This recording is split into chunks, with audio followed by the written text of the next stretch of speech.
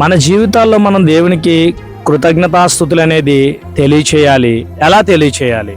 మనం నడిచి వచ్చిన మన త్రోవలన్నీ తలపోసుకుంటూ తండ్రి అయిన దేవునికి, దేవాతి దేవునికి కన్నీటితో మన హృదయాలు కుమ్మరించి వాటన్నిటిని తలపోసుకుంటూ కృతజ్ఞత తెలియచేయాలి. ప్రియులరా, ఎలా తెలియచేయాలి? మన దేవుడు అసలు మన జీవితాలు ఎలా ఉన్నారు?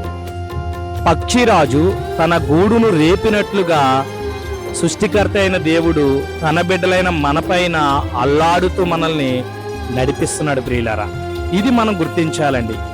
ఇటువంటి మనం గుర్తించి తండ్రికి కన్నీటితో కృతజ్ఞతాస్తుతి అనేది తెలియచేయాలి. ప్రియులారా, ఇంకా మనం ఎందుకు కృతజ్ఞత అనేది తెలియచేయాలి?